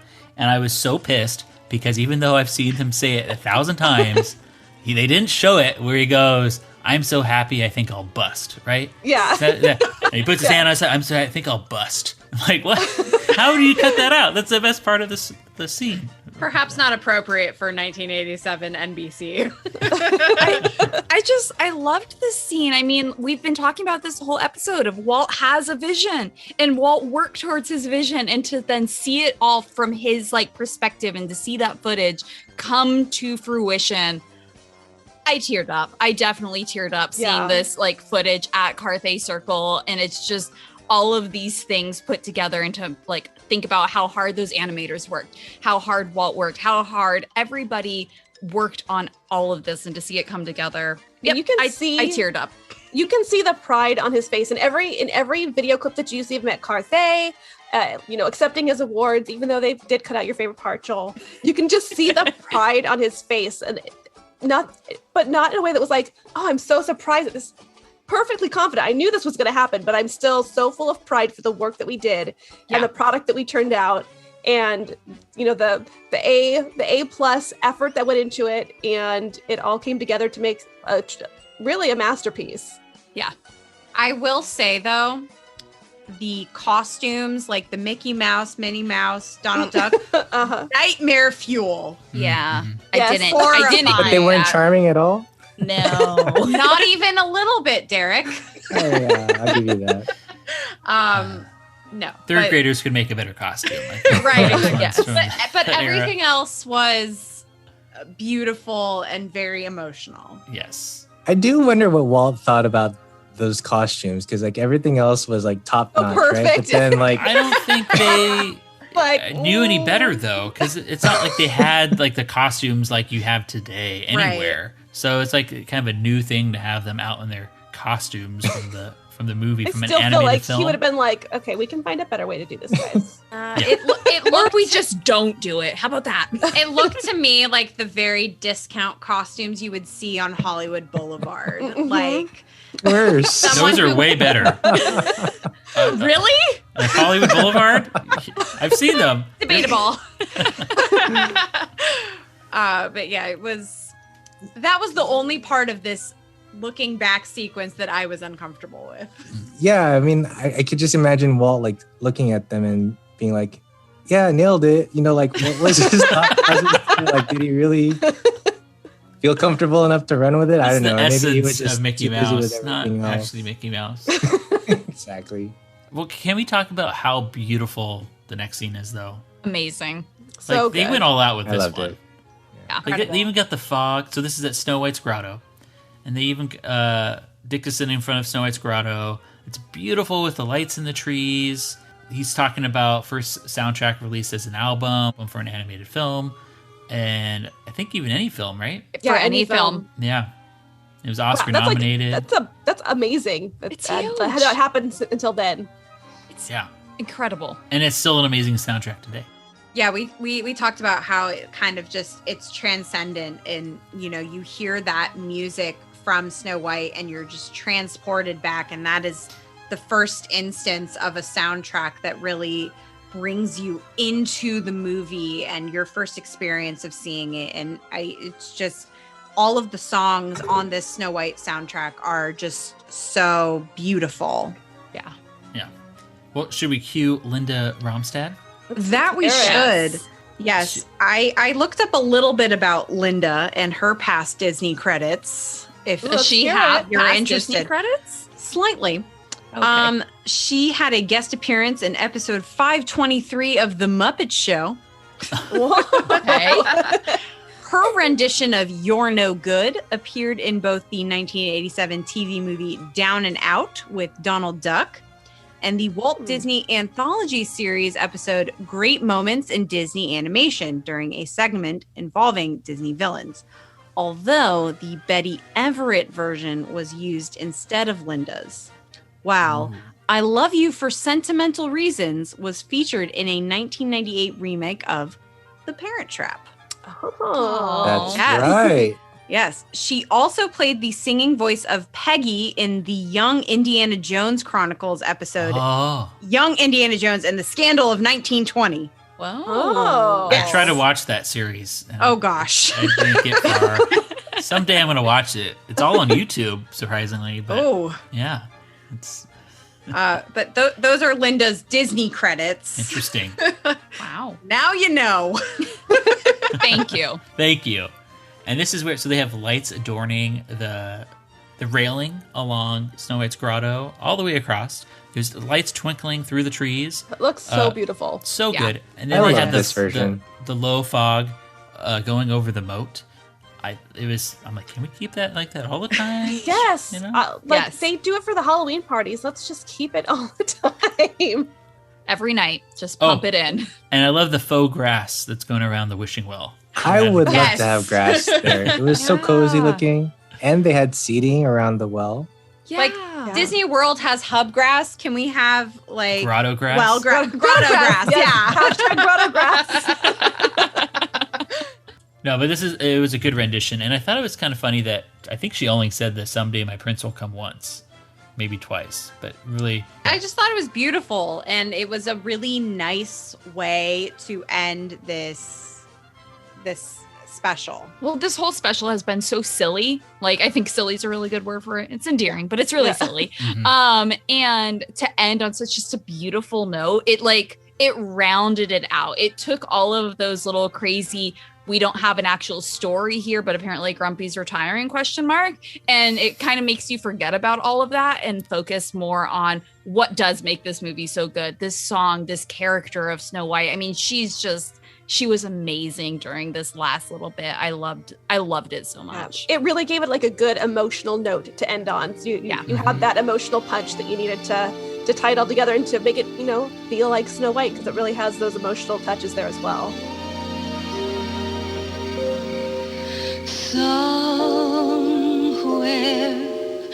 waiting for me, there is someone I'm longing to see.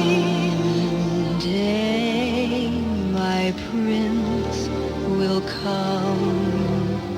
Someday we'll meet again. And away to his castle we'll go. She was our Snow White. Yes, right. That's the Snow Like, White. yeah, she Maybe made up that's for why. our lack of actual princess. And then it ends with Dick Van Dyke and the Drawfs on the castle bridge. Just a quick little ending. But yeah, it was. I'm glad you picked this one. I don't think I would have ever found this.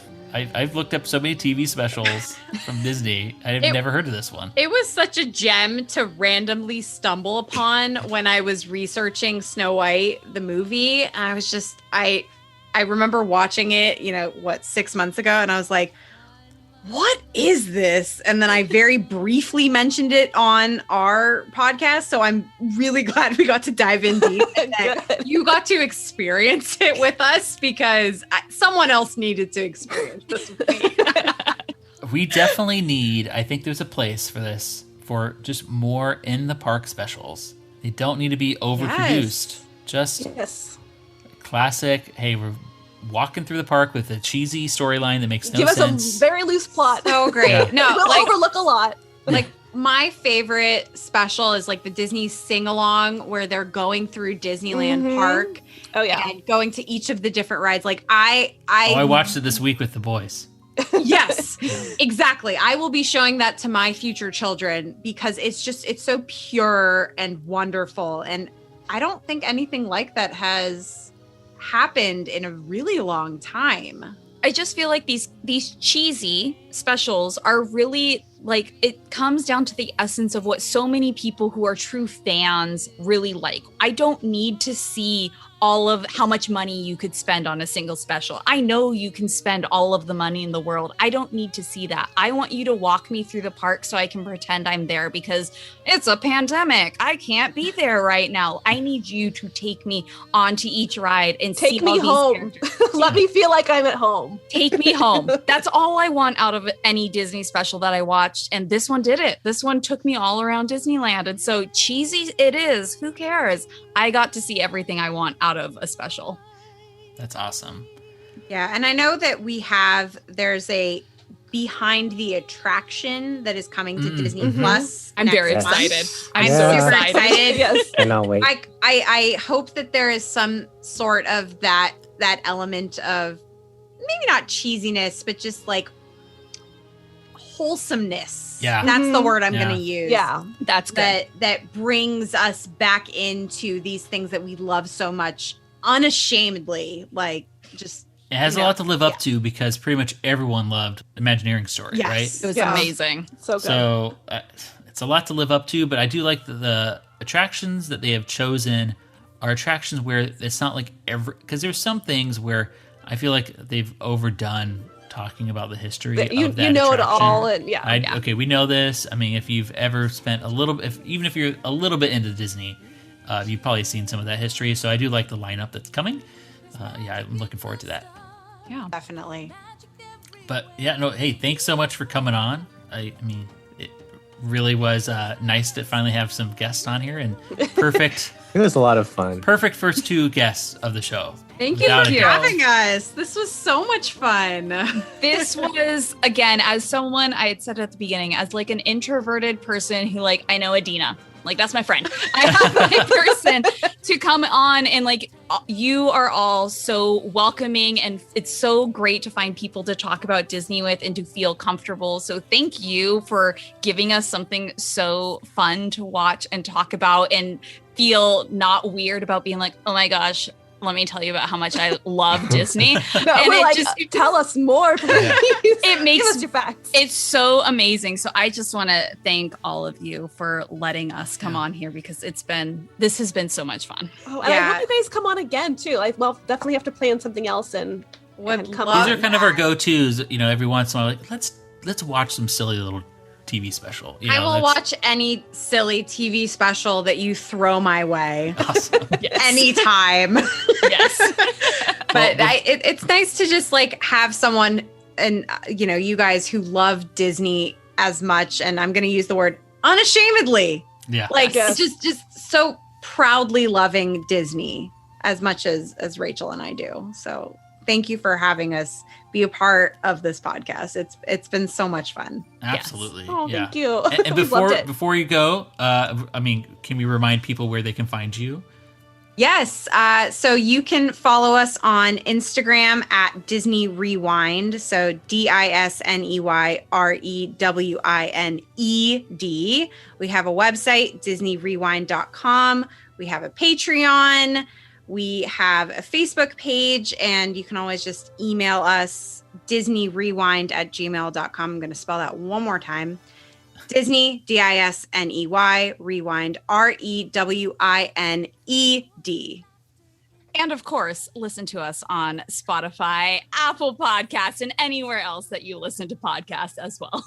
Definitely. I highly recommend checking them out. Their episodes are always super enjoyable, and they always have something good to drink. So if you like drinking in Disney, which obviously if you're listening here, you must, definitely check them out.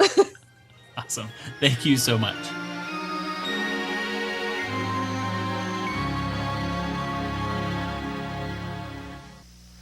Well, that's our Snow White Golden Anniversary show. And on behalf of Snow White, the evil queen, my 7 little buddies here, and our special guest stars, Jane Curtin, Sherman Hemsley, and Linda Ronstadt, I'd like to thank you all for joining us in this very special celebration. A lot of things have changed in the world in the last 50 years, but in a changing world, it's kind of comforting to realize a few things remain intact from our childhood. One being the pure beauty and joy of Snow White, which captures forever the genius of Walt Disney. Good night, everybody. Well, thanks again so much to our guests, Adina and Rachel. And until our next happy hour, when you aren't able to join us on Off Harbor in Maine, you can always find us online. You can find us on Twitter and Instagram. It's simply at Off Harbor. And our personal handles are also available in the show notes. And please don't hesitate to drop us a line at podcast@offharborinmaine.com. And as always, we say it every episode, but we really do mean it. Please don't hesitate to leave us a rating or a review on Apple Podcasts, or however you're listening to us. If it has a way to rate us, please do so. It really helps us out. But regardless, thank you just so much for listening. So, making memories, sharing dreams, watching time go by. Each enchanted day, your heart will sail away to castles in the sky. On behalf of the birdies, flowers, and tikis here at Off Harbor in Maine, farewell and aloha to you. Stay well and cheers. Cheers!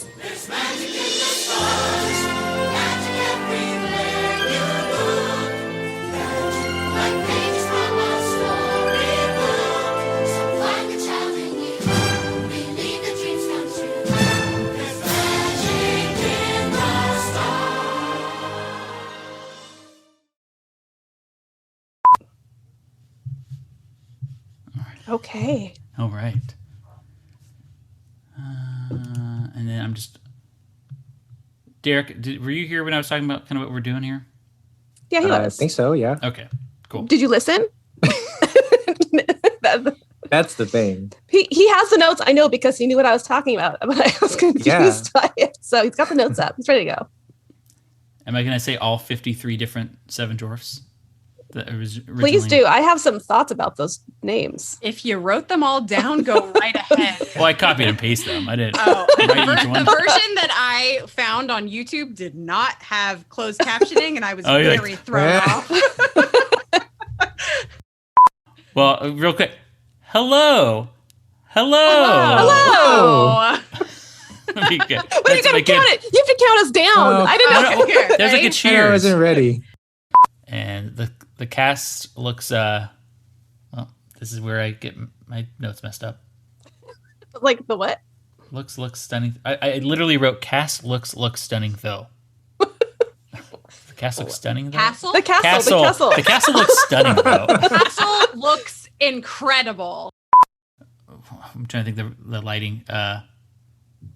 Not LED. Light bulbs. Lighting? This is why I edit. Light bulbs. Spotlights. Where you going with this? Iridescent? No, not iridescent. Oh, the Fluorescent? classic light bulb. Fluorescent. No. The lighting is great. Yes. That classic 80s lighting. 40 minutes from now, I'm going to say what. Incandescent? Incandescent. Thank you. There it is. Oh, good job. Right here, it's up there. I'm sure all the boys and girls in the whole world are going to be very happy when they find out the daddy of Snow White and the Seven Dwarfs, Mickey Mouse, Ferdinand, and all the others is going to get this beautiful statue. Isn't it bright and shiny? Aren't you proud of it, Mr. Disney? Why, I'm so proud I think I'll bust.